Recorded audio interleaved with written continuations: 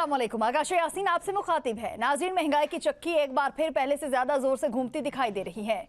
एक तरफ पेट्रोल और डीजल की कीमतों में इजाफे की आहट हर सफर को मजीद महंगा करने के करीब है, तो दूसरी जानिब बिजली के बिलों पर एक नए बोझ की दस्तक भी सुनाई देती है। बाजार की हर गली में कीमतें जैसे खामोशी से अपनी जगह बदल रही हैं और आम आदमी की जेब हर गुजरते दिन के साथ मजीद हल्की महसूस भी हो रही है। इसी दौरान हुकूमत रिलीफ की बात भी कर रही है, सियासी मैदान में मुज़ाकरात की नई उम्मीद भी जाग रही है और कई अहम कानूनी और पार्लिमानी मामलात भी तवज्जो का मरकज बन चुके हैं। प्रोग्राम के दूसरे हिस्से में बात होगी, दुनिया इस वक्त एक ऐसे पुल पर खड़ी दिखाई देती है जहां हर कदम आने वाले लम्हों का रुख बदल सकता है। एक तरफ हमलों का सिलसिला थमने का नाम नहीं लेता, तो दूसरी जानिब जवाबी कार्रवाइयां कशीदगी को मजीद गहरा कर रही हैं। इसी शोर के दरमियान सफारतकारी की मदहमसी रोशनी भी जिंदा है। जहां बातचीत के दरवाजे मुकम्मल तौर पर बंद नहीं हुए, चीन और पाकिस्तान अमन की सदा बुलंद कर रहे हैं, जबकि अमरीकी क़यादत के ताज़ा बयानात ने एक नई बहस को जन्म दे दिया है। हमारे एक्सपर्ट्स भी हमारा साथ देंगे। स्टूडियोज में इस वक्त मौजूद हैं तारिक सुमेर साहब, सगीर चौधरी साहब और आतिफ भट्ट साहब। बहुत शुक्रिया आप सभी का। इसके साथ साथ हमें ज्वाइन करेंगे डॉक्टर अली इमरान, तर्जुमान पीटीआई पंजाब से हैं। बहुत शुक्रिया आप तमाम हजरात का हमें ज्वाइन करने के लिए। तारिक सुमेर साहब, प्रोग्राम का आगाज़ सर मैं आपसे करना चाह रही हूँ। सर, आलमी मार्केट में ईरान अमेरिका कशीदगी की वजह से जो खाम तेल महंगा हुआ है और उसके साथ ही पाकिस्तान में जो कीमतें बढ़ने की एक वो कहते हैं ना, एक आवाज़ जो है वो सुनाई दे रही है कि कीमतें जो हैं बहुत ही ज़्यादा बढ़ जाएंगी। डीजल की अगर बात कर ली जाए तो 40 रुपये तक कहा जा रहा है कि कीमतें बढ़ेंगी, और अगर पेट्रोल की बात कर ली जाए तो वो भी कहा जा रहा है कि 20 से 30 रुपये की कीमतें बढ़ सकती हैं। आपके पास क्या है अंदर की खबर? अंदर की खबर तो नहीं, मेरे पास बाहर की खबर है। आज खबर यह है कि आज आपको पता है कल रात से पेट्रोल पंपों पे रश पड़ा हुआ है जी। और कईयों ने सप्लाई भी बंद की हुई थी, और फिर ओगरा थोड़ा बहुत हरकत में आया। इस हद तक एक प्रेस रिलीज जारी करके हरकत में आया कि जी हम ये देख रहे हैं। असल मामला ये है कि जब रिलीफ देने का एक वक्त था इस गवर्नमेंट के पास, तो 2 हफ्ते रिलीफ नहीं दिया गया। एक मजाक किया गया, 1 रुपया 97 पैसे, और एक दफ़ा दिया नहीं गया। ऑयल मार्केटिंग कंपनियों के दबाव में कह लें, कोई भी लफ्ज़ आप मोहतात सा इस्तेमाल कर लें, सख्त भी इस्तेमाल कर। सर जी, इस पे भी मोहतात। आज आप हुकूमत के खिलाफ बात कर रहे हैं, खैर है। नहीं, हुकूमत के जो हक़ाइक़ की बात होती है मैं वो बात करता हूँ भाई। हुकूमत और नॉट हुकूमत, उसका कोई तल्लुक़ नहीं होता। हुकूमत अगर सही काम करेगी कोई भी, तो मैं उसकी तायद करता हूँ। अगर गलत काम करेगी तो मैं उसकी। ऑयल मार्केटियों के दबाव में क्यों आए? मैंने जो ट्वीट किए थे आपको याद होना चाहिए, अली परवेज़ मलिक के मतलब मैंने कहा था कि ये क्यों उनका दिफा करते हैं ऑयल मार्केटिंग कंपनियों का। तो उस वक्त ये अगर रिलीफ इन्होंने 30 रुपये का 40 रुपये का मज़ीद दे दिया होता, आज अगर मजबूरी है कि आलमी सतह पे महंगा हुआ है तो बढ़ाते, तो फिर भी आवाम कहते यार चलें उस वक्त रिलीफ दे दिया था। अब तो आवाम तो यही कहेंगे ना कि उस वक्त रिलीफ नहीं दिया, अब आप जितना मर्जी बढ़ा लें। असल बात है कि सियासी पार्टियां जो है ना, और जो बाकी हैं वो मैदान में नहीं आती।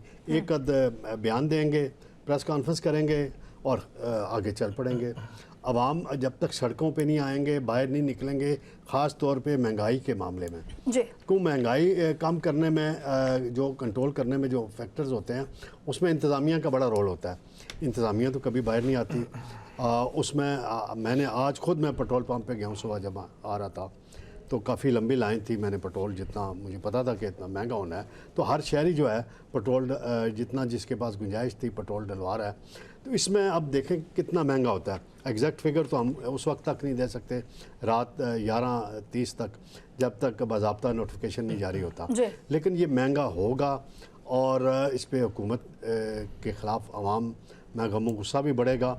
लेकिन गम गुस्सा कम करने के लिए कल एक मीटिंग भी की वज़ीर-ए-आज़म शहबाज शरीफ ने, जिसमें ये कहा गया कि जी ये जो स्टॉक कर लेते हैं, ज़ख़ीरा कर लेते हैं ऑयल कंपनियां, और ओगरा के चेयरमैन ने कल सेनेट की कमेटी में भी इस हवाले से बात की थी कि ये ज़ख़ीरा कर लेते हैं। तो भाई आप किस मर्ज़ की दवा हैं? ओगरा आप चेयरमैन हैं, आपने तनख्वाह लेनी है 20, 25, 30 लाख रुपये। वो शायद खाकान अब्बासी ने एक बयान दिया हुआ ना, आजकल मजाक बना हुआ थोड़ा सा, कि पाकिस्तान के अंदर वज़ीर-ए-आज़म की सबसे कम तनख्वाह है, तो 2,25,000 वज़ीर-ए-आज़म की तनख्वाह है। वज़रा की 5 लाख है, अरकान पार्लियामेंट की। ये जो इदारे हैं ना, जिनको बनाए इसलिए इस नज़रिए के साथ, सोच के तहत बनाए गए थे कि ये कीमतों को कंट्रोल करेंगे, कार्टल्स का खात्मा करेंगे साहब, आप और आवाम के मफाद की बात समझते हैं कि करेंगे। लेकिन ये सही काम कर रहे हैं? नहीं सही काम कर रहे, मैं उसी तरफ आना चाह रहा हूँ ना। ये जो चेयरमैन होते हैं इदारों के या CEO आके लगते हैं, इनकी तनख्वाह का आगाज़ होता है 15 लाख 20 लाख से 30-40 लाख तक। MP1 MP2 MP2 ये इस तरह की। तो ये रिटायर होते हैं, किसी की बड़ी तगड़ी सिफारिश होती है, जो ही कोई सेक्रेटरी रिटायर होता है उनको। असल बात है कि यहाँ टेक्निकल मार्केटिंग के लोग आप लगाएं, चेयरमैन ला के ओपन मार्केट से ला के लगाएं, जो फिर सही काम कर सके, जिनको पता भी हो जी, नीचे से जो भी ब्रीफ जाता है उसको वो यस कर देते हैं और जाके किसी कमेटी में जाते हैं, वहाँ कुछ बाद सेनेटर बड़े पढ़े लिखे होते हैं, बड़े टेक्निकल वो गुफ्तगू करते हैं, वहाँ जाके लाजवाब होते हैं।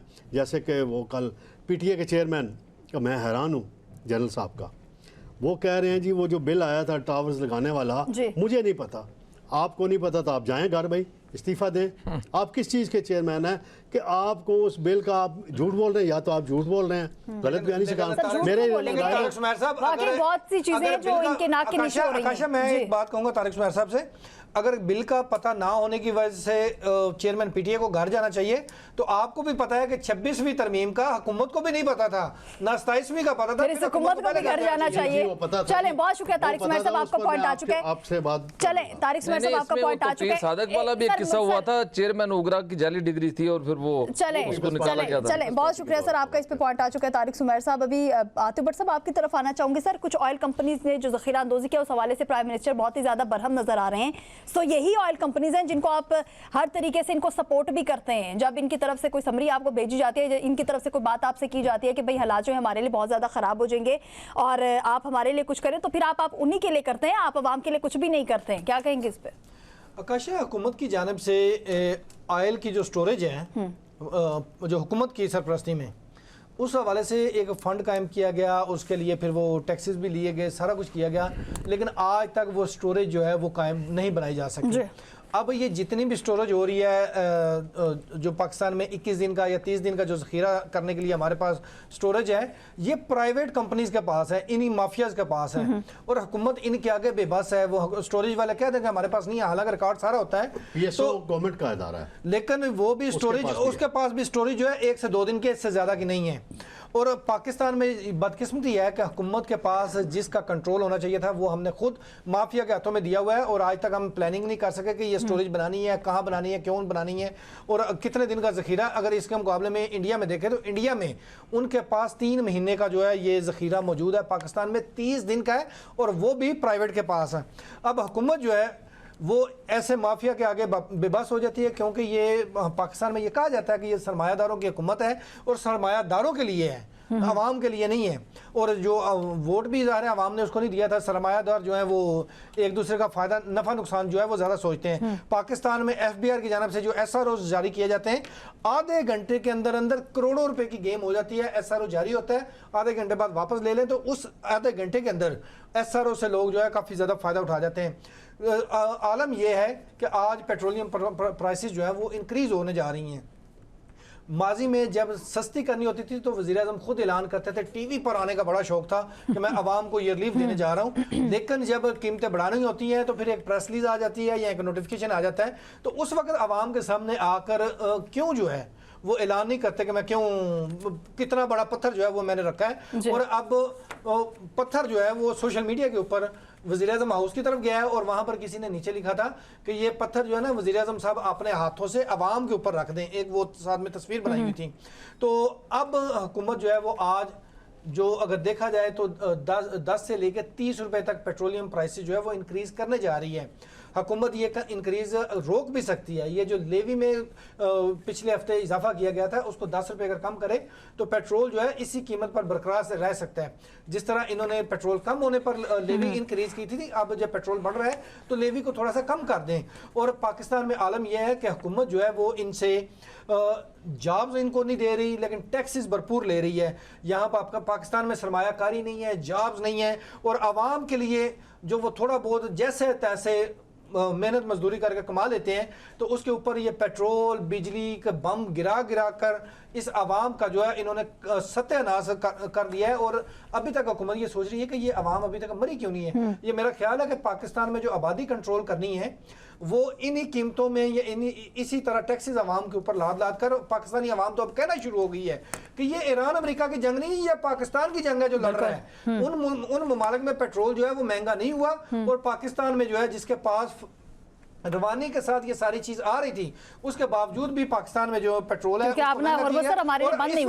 आकाशा इस वक्त आलम यह है कि चूंकि आज रात पेट्रोल की कीमतें बढ़नी है और पेट्रोल पंप जो है आज सुबह से बंद हैं।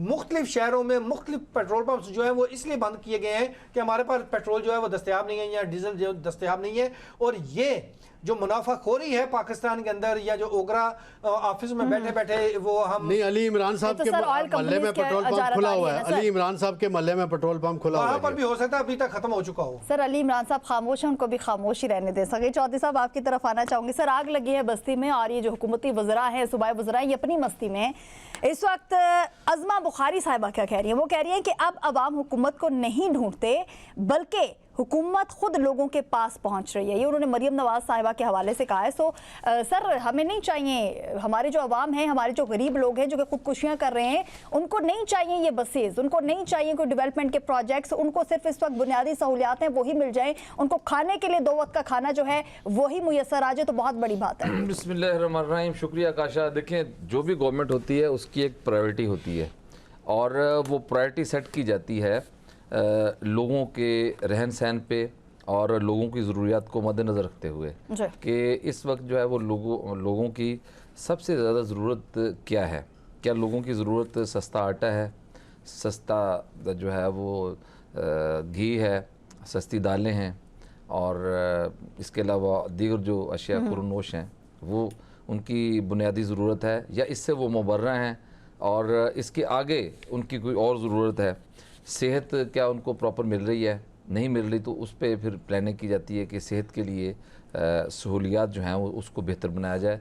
अगर इंसान तंदुरुस्त होगा तो वो काम करेगा, अगर तंदुरुस्त नहीं होगा तो वो काम खाक करेगा। बीमार आदमी से आप क्या इनपुट लेंगे? वो तो बेचारा ना अपनी जॉब पे जाएगा, ना मजदूरी कर सकेगा, तो उसको अच्छी सेहत की सूरत मिलेगी तो वो कुछ कर सकेगा माशरे के लिए, अपने ख़ानदान के लिए, अपने लिए, अपनी फैमिली के लिए। इसी तरीके से तालीम आ जाती है, तालीम में तरजीह होती है। अगर माशरा पढ़ा लिखा होगा, ख़ानदान पढ़ा लिखा होगा तो मुल्क तरक्की करेगा, शऊर आएगा, ठीक है, और जदीद टेक्नोलॉजी आएगी आपके मुल्क में, इनोवेशंस होंगी। और अगर आप माशरे को जाहिल रखना चाहते हैं तो फिर आप स्कूलों में गधे बांध दें, बेशक स्कूल बंद कर दें, जैसे कि हम सुनते हैं बहुत सारे दूर दराज इलाकों में, बल्कि कई शहरों में भी इस तरह की सूरत हाल है कि स्कूलों में बच्चे जाते ही नहीं हैं क्योंकि वहाँ पे स्कूल जो हैं वो बंद पड़े होते हैं, उनकी जानवर बांधे होते हैं। सही कहा, गधे जानवर, मैंने गधों का नाम ले लिया है वो गधा, और आप देखें, और मवेशी बांधे होते हैं। तो जब आपकी प्रायोरिटी आपने सेट नहीं करनी, सिर्फ आपकी प्रायोरिटी पता क्या है? वोट किस तरह लेना है। वोट की प्रायोरिटी जब होगी तो वोट तो देखिए कि लोग अट्रैक्ट कैसे होते हैं, इनके बारे में तो मशहूर है कि कीमे वाला नान खिलाते हैं, ठीक है, और कीमे वाला नान उस दिन मिलता है और कीमे वाला नान खिला के लोगों को कहते हैं जी हमें वोट दे दें। फिर घर घर जाते हैं, कुछ लोगों को पैसे भी बांटते हैं, सिलाई मशीनें भी बांटते हैं। ये मुख्तलिफ स्टंट्स हैं जो किए जाते हैं और अगले 5 साल फिर कीमा निकालते हैं। आप जैसे बंदे को फिर बदहजमी भी हो जाती है। अच्छा, और क्योंकि आप ज्यादा खा जाते हैं इस, और इसके अलावा और मुदाखलत करो। अच्छा सगीर चौधरी, मेरे मुझे बोलने दे देना प्लीज। अच्छा, इसके अलावा इनकी प्रायोरिटी में और ये चीज़ें हैं कि आपने जो सरमायादार है उसको किस तरीके से फ़ायदा पहुंचाना है, इंडस्ट्रियलिस्ट को कैसे फ़ायदा पहुंचाना है। ये हैं, कोई भी गवर्नमेंट किसी भी सूबे की है, उनकी प्रायोरिटी में ये चीज़ें शामिल हैं। बार बार कह चुके हैं कि इतने करोड़ बच्चे स्कूलों से बाहर हैं, कभी इनको समझ नहीं आती कि इतने करोड़ बच्चे आपके स्कूलों से बाहर क्यों हैं। अगर 90 लाख या 95 लाख बच्चा सिर्फ पंजाब के स्कूलों से बाहर है तो ये बदकिस्मती नहीं तो और क्या है। आप घर घर जा रहे हैं, घर घर जाके आप क्या कर रहे हैं भाई? आप घर घर जाके ये पूछे कि आपका बच्चा पढ़ता है, कितनी तालीम हासिल करता है, कितने बच्चे हैं आपके पढ़ते हैं। आबादी पे आपका कोई कंट्रोल नहीं है, ठीक है। एक वेल प्लान्ड आबादी होती है, जो मुल्क तरक्की करना चाहते हैं वो पहले सबसे अपनी आबादी पे फोकस करते हैं, फिर अपने वसाइल देखते हैं, वसाइल के मुताबिक आबादी को जो है उस पर काबू पाया जाता है। उसके बाद वसाइल में इजाफा किया जाता है ताकि लोगों को फैसिलिटी मिले, लोगों को वसाइल मिले। यहाँ पे तो लोगों को मसाइल मिलते हैं, खाक तरक्की होनी है इस मुल्क में। कोई और facilitate नहीं किया जा रहा। फैसिलिटेशन क्या है? फैसिलिटेशन ये है कि आप जिस अदारे में जाएंगे आपको ऐसी फैसिलिटेशन देंगे कि आप उस अदारे का कभी नाम नहीं लेंगे। लोग खुदकुशियां करते हैं। मैंने कसूर में देखा कि वो शायद गालबन कसूर ही शहर था कि कर रहे खुदकुशी हैं। आज भी बहुत सारी वो खबरें जो अगर बिल सोशल बिल मीडिया पे पे उठा के देख ये लें, बिल बिजली के बिल पे किया है। जी। ऐसी गवर्नमेंट को तो चुल्लू भर पानी में डूब मरना चाहिए। चले, बहुत शुक्रिया सर, आपका पॉइंट आ चुका है इस पे। और जिस तरीके से आपने पाकिस्तान की जो हमारी तालीम है उस हवाले से जो बात की है सर, क्योंकि बहुत सारे लोग ऐसे इस वक्त जो कि अपने बच्चों को प्राइवेट स्कूलों से भी उन्होंने उठा दिया है, और हमारे जो गवर्नमेंट के स्कूल्स हैं उनके हालात जो हैं वो पहले ही सगीर चौधरी साहब आपने बता दिए। इस वक्त तलीम रान साहब आपकी तरफ आना चाहूँगी। सर, पेट्रोल डीजल इन चीज़ों की तो बातें करें, अशया ज़रूरी अशया खुरनोश जो है उनकी कीमतें बहुत ही ज़्यादा बढ़ चुकी हैं, लेकिन मुल्क भर के सार्फिन के लिए बिजली महंगी करने की दरख्वास्त भी नेपरा में जमा करवा दी गई है। मतलब कहीं से इस आवाम को निकलने नहीं देना, क्या कहेंगे?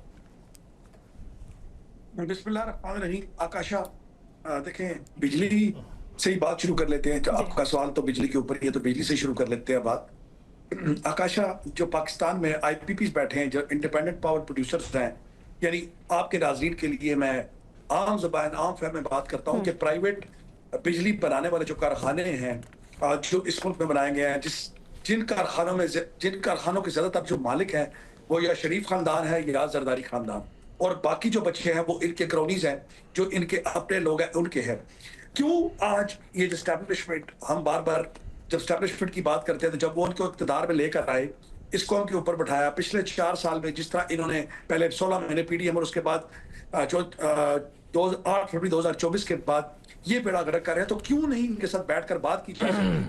और ये जितने इंडिपेंडेंट पावर प्रोड्यूसर्स है, जो प्राइवेट बिजली घर है, इनको बंद क्यों नहीं किया जाता? इनसे कोई डील क्यों नहीं की जाती कि आप हर साल करोड़ों हजारों अरब रुपया इस कौम के खून से जब निचोड़ते हैं, इस भूखी नंगी आवाम के खून से निचोड़ते हैं, तो क्यों ना बैठकर वंस फॉर ऑल इस चीज को सॉर्ट आउट किया जाए? आखिर वज़ीर आज़म इमरान खान ने भी तो किया था कि उन्होंने जो इंडिपेंडेंट पावर प्रोड्यूसर्स थे, प्राइवेट बिजली घर थे, उनके साथ डॉलर के रेट को लॉक कर दिया था कि अगर डॉलर का रेट 300, 350, 400 भी होगा, लेकिन आपको अदायगियां $1 के अगेंस्ट 150 रुपए में की जाएगी। तो अगर वो शख्स जिसको ये कहा जाता था कि इसको सियासत का कोई तजर्बा नहीं, ये सियासतदान नहीं, वो बैठकर इनसे डील बना सकता था कि इनको 150 रुपए का डॉलर के हिसाब से पेमेंट हो सकती थी, तो ये जो हमारे बहुत ही जिनको कहा जाता है तजर्बाकार लोग हैं, ये क्यों बैठकर जो है वो डील नहीं बनाते? डील तो उन्होंने खुद के साथ ही बनानी है, तो खुद के साथ डील बना लें, लेकिन ये कभी नहीं करेंगे। हर रोज जो आप ये बिजली की कीमत बढ़ती देखती हैं, ये हर दूसरे दिन आपको एक झटका लगाया जाता है बिजली का 440 वोल्ट का, कि बिजली आज 1 रुपया बढ़ी, कल 2 रुपया बढ़ी, और बढ़ते बढ़ते आज देख लें कि जिस इलाके में मैं बैठा हूं वहां पे 65 रुपए का यूनिट है, और मेरे ख्याल से आप भी कोई 45-50 रुपए के इर्द गिर्द जो है वो यूनिट परचेज कर रही होगी। तो ये सारी चीजें किसके करने की हैं? ये सबसे पहले इस हुकूमत की। आप इसको हुकूमत तो कह ही नहीं सकते, ये तो पपट्स हैं, इनको लाकर बिठाया गया, और जो ये तबाही लेकर आ रहे हैं आकाशा, वो आपसे टक्की छुपी नहीं है। बलोचिस्तान में क्या हो रहा है, KPK में क्या हो रहा है, कश्मीर में क्या हालात हैं, और पंजाब की जब बात कर रहे थे सगीर चौधरी साहब, तो 95 लाख बच्चे स्कूल से बाहर हैं। शुक्र है आपने सगीर चौधरी साहब कह दिया। आकाशा, ये देखें, ये कोई हादसाती चीज नहीं है। आप इसको ये ना समझे कि इनसे ये हो नहीं रहा, ये प्रॉपर एक मैनेजमेंट है, ये पूरा मैनेज करके किया जाता है कि यहाँ पर जब लोग पड़ जाएंगे। देखिए, आप दुनिया में एक फार्मूला है, तो फार्मूला ये है कि सबसे पहले ह्यूमन डेवलपमेंट के ऊपर काम किया जाता है। अब ह्यूमन डेवलपमेंट क्या होती है कि आप लोगों को तालीम, सेहत और रोजगार के मौके फराहम करते हैं। जब ये 3 चीजें आप उनको फराहम करते हैं, तो after certain amount of time वो खुद बहुत खड़े होते हैं और पूरे अपने मुल्क को खड़ा कर लेते हैं। जिसकी सबसे बड़ी मिसाल सेकंड वर्ल्ड वॉर के बाद जापान है, कि जापान में यही फार्मूला अपनाया गया, और पूरी दुनिया में आज भी जितने भी तरक्की याफ्ता मुल्क हैं उनमें यही फार्मूला अपनाया जाता है। अब आप आ जाए पेट्रोल की तरफ। देखिए आकाशा, पेट्रोल एक बुनियादी जरूरत बन चुकी है। जैसे आज इंटरनेट एक बुनियादी जरूरत है, इसी तरह पेट्रोल भी किसी भी माशरे भी किसी भी माशी ताकत को बढ़ने के लिए पेट्रोल जो है वो बड़ा अहम जुज़ है। बिल्कुल। देखिए अभी आतिफ भट्ट साहब ने बात की थी कि पाकिस्तान के पास एक दिन का रिजर्व करने के लिए जगह, मैंने कल भी आपके शो में ये कहा था कि सिर्फ कमर्शियल एंटिटीज जो है इनके पास 28 दिन पेट्रोल स्टोरेज करने की कैपेसिटी है। हुकूमत पाकिस्तान के पास एक दिन की कैपेसिटी नहीं है कि वो पेट्रोल को जखीरा कर सके। अब जहां पर अब प्राइसेस की बात करते हैं तो प्राइसेस का देखिए, 1 लीटर के ऊपर अगर 80 रुपए टैक्स लिया जा रहा है, अगर आपको पेट्रोल महंगा भी मिलता है, फर्ज कर ले, जो कि मिल नहीं रहा, अब राय हॉर्मज़ आपके लिए हर वक्त खुला है, हाँ वो अमेरिकन हो, हाँ वो ईरानियंस हो, वो आपके जहाज़ों पे उनको कोई इतराज़ नहीं है। लिहाजा पेट्रोल की जो सप्लाई है उसमें कोई दिक्कत नहीं है पाकिस्तान लाने तक। लेकिन ये अपने दिल को खुश करने के लिए आप पर मजीद टैक्स लादने के लिए, क्योंकि बाकी तो टैक्स वो कैसे ले नहीं सकते, मुल्क की आमदन तो है नहीं, इंडस्ट्री बंद है, रियल एस्टेट बैठ चुकी है, बदअमनी का दौर हो रहा है। और मैं आपको एक और बड़ी खबर बताने लगा हूं कि सैंडिक जो प्रोजेक्ट था बलूचिस्तान में, जहां से रियल अर्थ मिनरल्स निकलने थे और जहां से आप सोना निकाल रहे थे, जो पहले कैनेडियन कंपनी कर रही थी, वहां उसको रिप्लेस किया था चाइनीज कंपनी ने। और कल चाइनीज कंपनी ने भी हाथ खड़े कर लिए हैं, उन्होंने कहा कि हम मजीद बलूचिस्तान के अंदर आपके ये जो सोने के ज़खायर और रियल अर्थ मिनरल्स हैं इन पर काम नहीं कर सकते। लिहाजा अब वो भी अपना बोरी बिस्तरा बांध कर वापस जाने लगे। तो मैं इस हवाले से भी इस हुकूमत को मुबारकबाद पेश करूंगा कि एक और कारनामा आपकी हुकूमत में आपने सरअंजाम दिया, कि जो थोड़ी उम्मीद थी कि जो हमारे चाइनीज दोस्त हैं जिनके ऊपर हमें बड़ा तकिया होता है कि वो हर मुश्किल वक्त में पाकिस्तान का साथ देते हैं, आहिस्ता आहिस्ता वो भी अब मुल्क से अपना बोरिया बिस्तरा बांधकर इस मुल्क से निकल रहे हैं। बाकी रह गई ये भूखी अवाम जिसका हिस्सा मैं भी हूँ और आप भी हैं, वो ऐसे ही एड़ियां रगड़ रगड़ कर मरेंगे।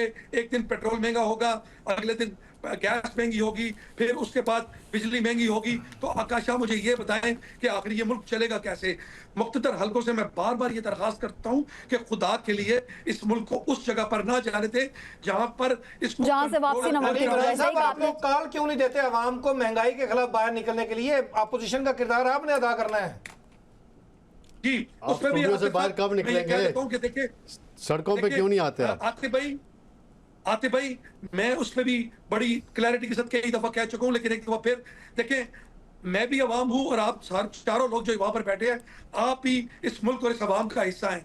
जब तक ये सर हम अवाम में आप एक पार्टी के तर्जुमान है। बहुत शुक्रिया सर, आपका पॉइंट आ चुका है, मुझे ब्रेक लेने का यहाँ पे कहा जा रहा है। सो पेट्रोल में होने जा रहा है, डीजल की भी कुछ बातें हो रही हैं, बिजली की भी बातें हो रही हैं, गैस की भी बातें हो रही हैं, अशाया ज़रूरिया भी बहुत ज़्यादा महंगी हो रही हैं। और अगर हफ्तावार महंगाई की बात कर ली जाए तो 1.40% इजाफा जो है वो इस हफ्ते हुआ है, जबकि सालाना शरह पे हम आपको बताएं कि 13.09% तक ये महंगाई जो है पहुँच चुकी है। और उसके साथ हालात जो है इस वक्त हम सभी के सामने है, लेकिन अपोजिशन जो है अपना किरदार अदा नहीं कर पा रही है और वो करना भी नहीं चाह रही है। वो सिर्फ ये कह रहे हैं कि आप भी हवा में, हम भी हवा में, आप बाहर निकलें तो शायद हम भी आपके साथ होकर कुछ ना कुछ कर लें आवाम के लिए। यहाँ पर वक्त एक शॉर्ट ब्रेक का, हमारे साथ रहिएगा।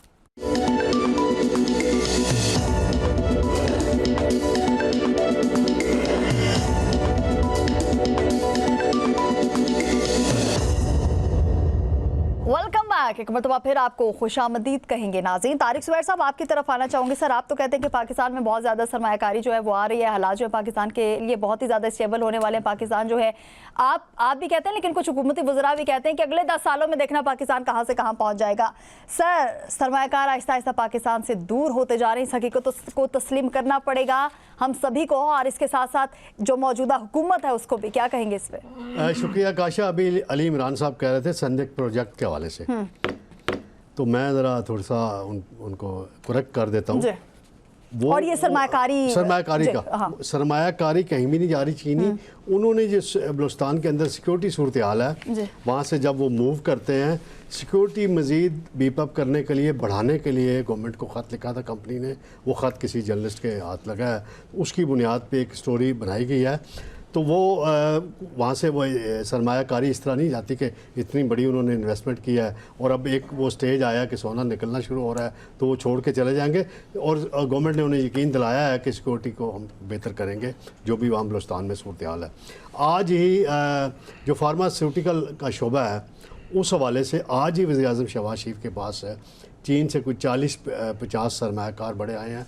मिनिस्ट्री ऑफ हेल्थ ने एक तकरीब की है, उन्होंने इस शोबे में, हेल्थ के शोबे में बड़ी सरमायाकारी का ऐलान किया है, और उसकी तकरीब मैं इस प्रोग्राम में आने से पहले ही देख रहा था। चंद दिन कबल मुस्तफ़ा कमाल जो वज़ीर सेहत हैं, उन्होंने इस हवाले से ऐलान किया था, तो इस हवाले से मैंने ये बात करी। दूसरी जो आपका सवाल है कि जी अपना सरमायाकारी के वादे होते हैं, सऊदी अरब से भी हुए, बाकी ममालिक से भी हुए, लेकिन उसमें इश्यूज़ आ जाते हैं कि जब मेचोरिटी आती है तो कोई ना कोई ऐसा इंसिडेंट हो जाता है, कोई इवेंट हो जाता है, तो वो फिर थोड़ी ब्रेकें लग जाती हैं। चीन जो पाकिस्तान का सबसे काबिल एतमाद दोस्त है, और चीन ने उस वक्त पाकिस्तान के अंदर CPEC प्रोजेक्ट शुरू किया जब पाकिस्तान के अंदर कोई भी मुल्क एक धेला आना कह लेना वो भी लगाने के लिए तैयार नहीं था। पाकिस्तान के अंदर 18 घंटे की लोड शेडिंग होती थी, फिर वो लोड शेडिंग ख़त्म हुई। बाकी जो इंफ्रास्ट्रक्चर है उस हवाले से उन्होंने बड़ा किया। ग्वादर पोर्ट आज आपको नज़र आ रही है, और ग्वादर पोर्ट फ़ाल हो चुकी है काफ़ी हद तक, और अभी वहाँ से जो बहरी अमूर के वज़ीर हैं जुनैद, वो रोज़ाना बताते हैं, अपडेट देते हैं कि कितना प्रॉफिट हो रहा है, कितनी चीज़ें जा रही हैं। मुश्किलात ज़रूर हैं इन्वेस्टमेंट के हवाले से।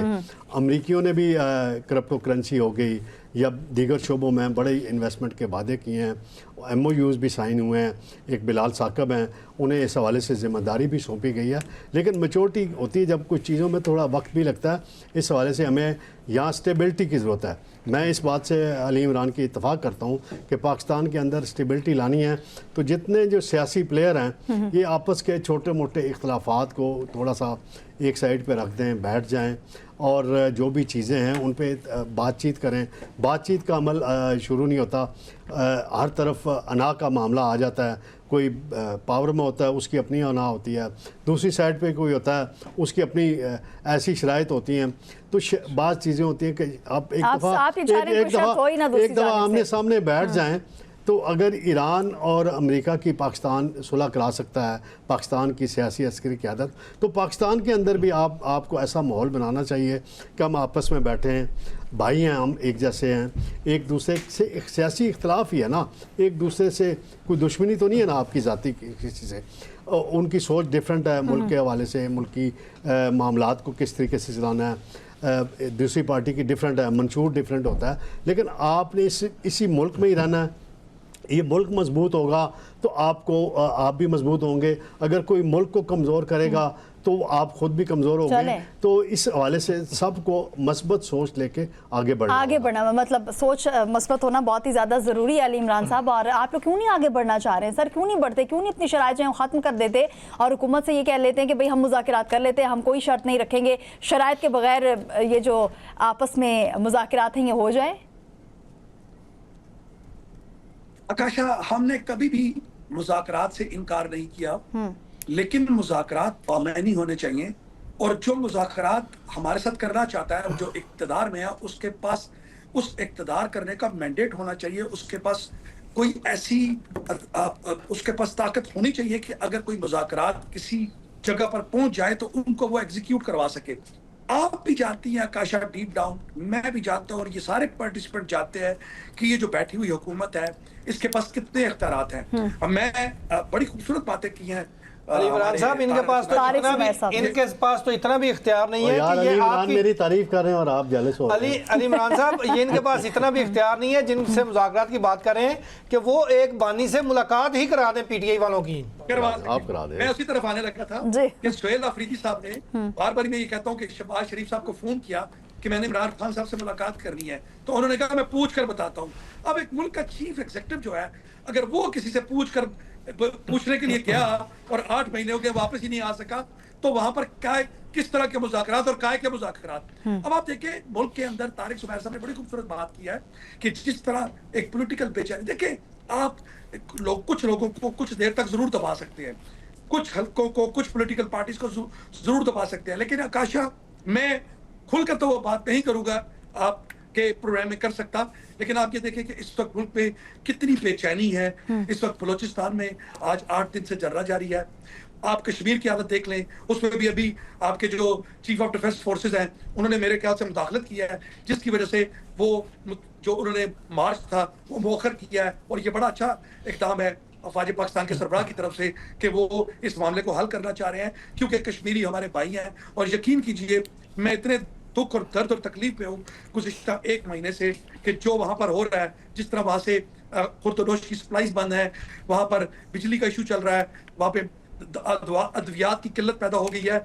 और देखिए वो हमारे बच्चे, हमारे भाई, हमारी बहनें, हमारी माएँ जिस तकलीफ और कर्ब से गुजर रही हैं, मैं ये समझता हूँ कि ये काम उन लोगों का करना चाहिए था जो वहाँ पर इक़्तिदार पर काबिज है। लेकिन वो पपेट्स, उनकी क्या अहमियत और क्या वक़्त है कि जो जिनकी वहाँ पर हुकूमत है और वो उन चीज़ों को किसी को बिठाकर उनके साथ बात नहीं कर रहे। और आप अंदाजा लगाएं आकाशा इन लोगों की सियासी अहमियत का कि बिलावल भुट्टो जरदारी साहब कल जब मुजफ्फराबाद गए तो वो रोड के रास्ते नहीं जा सके, बल्कि उनको हेलीकॉप्टर पर लेकर जाया गया। वो हेलीकॉप्टर पर गए, वहां पर एक मारूफ होटल है जिसका मैं नाम नहीं लेना चाहता, वहां उन्होंने मीटिंग की, फिर हेलीकॉप्टर में बैठे। ये 55 रुपए लीटर वाला हेलीकॉप्टर था। वो एक फवाद चौधरी का बड़ा तारीखी बयान था कि 55 रुपए का मैं हेलीकॉप्टर बनी गाला से प्राइम मिनिस्टर हाउस आता था। वो वाला था या कोई दूसरा था? सर हेलीकॉप्टर ही था। अब मुझे ये नहीं पता कि 55 रुपए वाला था, पर था रियल, क्योंकि मैंने इसको बिलावल जरदारी साहब को वहां से फ्लाई करते हुए देखा, पता होना चाहिए वैसे हेलीकॉप्टर का तो वहां निकलते हुए देखा। अब सर बात ये है कि अगर हमने मुल्क में स्टेबिलिटी लानी है तो आकाशा देखिए जो मुक्तदरा हल्के हैं उनको आगे आना पड़ेगा। सब लोगों को बिठाने की जरूरत है। पाकिस्तान बहुत सफर कर चुका। तारिक सुमैर साहब ने कहा अभी इन्वेस्टमेंट आ रही है, फलान ने वादा कर लिया। आपके वजीर दाखिला कराची में खड़े होकर ये कह रहे हैं कि पिछले 4 सालों में $100 अरब पाकिस्तान से फ्लाई करके बाहर गया। पाकिस्तान में 100 मल्टीनेशनल कंपनियां जो थी वो बंद करके चली गई। आज सिर्फ वादों पे काम नहीं चलेगा। और ये जो जिनको हमने लाकर इक़्तिदार में बिठाया, जो बड़े तजर्बाकार हैं, ये 50 सालों से बैठे हैं। ऐसा नहीं है कि इनको समझ नहीं है, ये कर नहीं सकते, ये करना नहीं चाहते। ये मुझे, आपको और हम सबको 50 को जरा कम कर दें।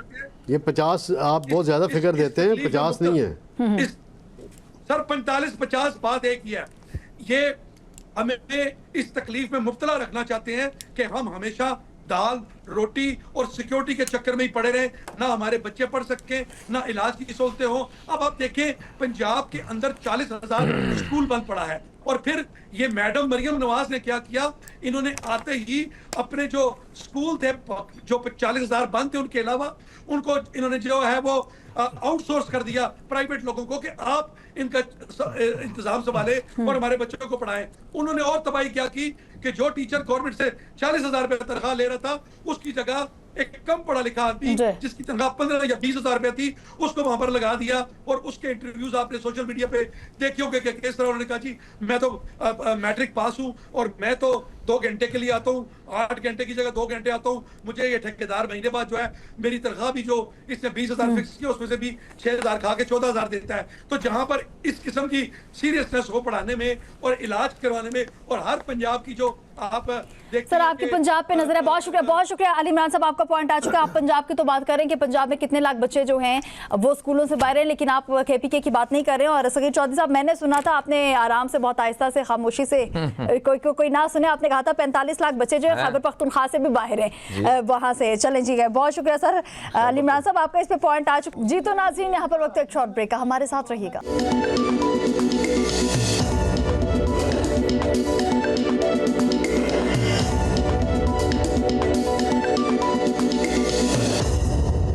Welcome back. एक मरतबा फिर आपको खुशामदीद कहेंगे। कुछ बात कर लेते हैं आलमी मंजरनामे पे सर नजर दौड़ाएंगे।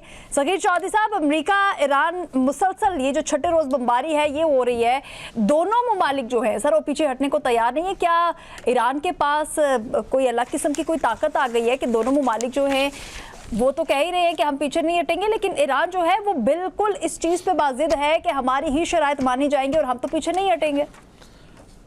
आकाशा देखें, ये एक बड़ी टेक्निकल गेम है, ये बिज़नेस भी हो रहा है इस पे जंग पे, और कुछ ममालिक का रगड़ा भी निकाला जा रहा है, और उसमें खलीजी ममालिक सरे फहरिस्त हैं जिन्हें अभी तक ये समझ नहीं लग रही कि जो बमबारी है, बमबारी तो सारी खलीजी ममालिक में हो रही है। अमेरिका में किसी एक शहर में कोई बमबारी हुई है? अमेरिका में तो कुछ भी नहीं हुआ। अमेरिका तो उधर बैठ के सिर्फ तमाशा देखता है। ड्रोन आते हैं, वो जाके या तो बहरीन में चलते हैं या कतर में चले जाते हैं या दूसरे खलीजी ममालिक में जाते हैं, और कभी हौसियों से हमले करवाए जाते हैं जानबूझ के। तो ये तो एक समझे कि एक प्रॉक्सिस के तौर पे जंग शुरू हो चुकी है, और ये मफादात की जंग हो रही है। बेसिकली ये खित्ते में मफादात की जंग है, क्योंकि डोनाल्ड ट्रंप साहब जो हैं वो बड़े समझदार हैं। हम उसको शायद ऐसे ही समझते होंगे कि वो बयानबाजी करते हैं, वो ऐसे बयानबाजी नहीं करते, वो बिजनेसमैन है। और एक कामयाब तरीन बिजनेसमैन जो होता है वो अपने बिजनेस के लिए या अपने मुल्क को ऊपर लाने के लिए बिजनेस के जरिए ही जो है वो तरक्की करता है। तो ये बिजनेस हो रहा है बेसिक। अब ये जंग जो है मुज़ाकरात भी चलते रहेंगे, वो कभी मुज़ाकरात की बात कर देते हैं, जो ही मुज़ाकरात की बात होती है तेल थोड़ा सा नीचे आता है। जो ही जंग की बात होती है कि हम तबाही कर देंगे, इंफ्रास्ट्रक्चर तबाह करेंगे, बिजली घर तबाह करेंगे, हॉस्पिटल्स को जो है वो आग लगा देंगे, फलां जगह जो है वो बम गिरा देंगे, तो फ़ौरन जो है वो तेल की कीमतें ऊपर चली जाती हैं। और ये इससे फ़ायदा कौन ले रहा है? जो तेल के कारोबार करने वाली कंपनीज़ हैं वो ले रही हैं। तो जाहिर सी बात है कि वो बड़ी कंपनीज़ हैं, बड़े मुल्क उनके साथ मुंसलिक हैं, अमेरिका उसके साथ बराह रास्त मुंसलिक है।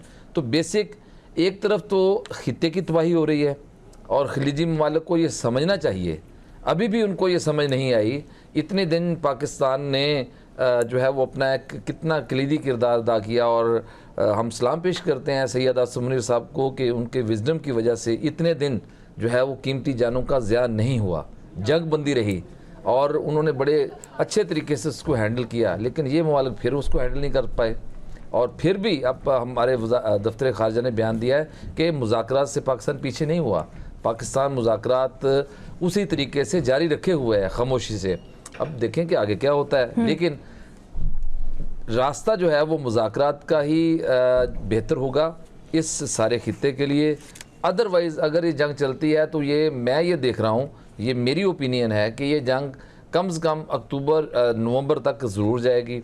आगे मिड टर्म इलेक्शन का भी एक आने वाला है एक एपिसोड। अभी आपको लग रहा है कि मिड टर्म इलेक्शन की परवाह है डोनाल्ड ट्रंप साहब? डोनाल्ड ट्रंप साहब जो हैं वो देखें जो चीज़ करनी होती है वो वहाँ से करवा भी लेते हैं। हालांकि अमरीकी अवाम उनके ख़िलाफ़ है, और भी बहुत सारी कुव्वतें उनके ख़िलाफ़ हैं, नेटो भी उनके साथ नहीं है, और जेडी वैंस का भी एक मुतनाज़ा बयान जो है वो सामने आया, इजराइल का उसने नाम अगले इलेक्शन में, ये जो मिड टर्म के इलेक्शन में ट्रंप को कहाँ देख रहे हैं? मैं जो ट्रंप को देख रहा हूँ कि ट्रंप फिर आ जाएंगे, ये देख लेना, क्योंकि फिर आ जाएंगे बिल्कुल। मैंने ट्रंप का इलेक्शन नोट किया हुआ है, मैं बता रहा हूँ, मैं प्रैक्टिकल बता रहा हूँ कि ट्रंप की वहाँ पे न्यूयॉर्क में उस वक्त जो पॉपुलैरिटी है या मकबूलियत है उसका ग्राफ 3-4% नीचे जा रहा था कैमला हैरिस से, लेकिन जब इलेक्शन हुए तो वो ऊपर आ गया। इसलिए ट्रंप जो है चूंकि वो इख्तिदार में है, उसके हाथ में सब कुछ है, वो दुनिया के एक सुपर पावर का सदर है, सुपर पावर का। तो जो वो कर सकता है, आपने प्रेडिक्ट कर दिया ना कि ट्रंप साहब जो हैं वो आगे चल के भी आ सकते हैं। आतिफ भट्ट साहब आपकी तरफ आना चाहूंगी। सर,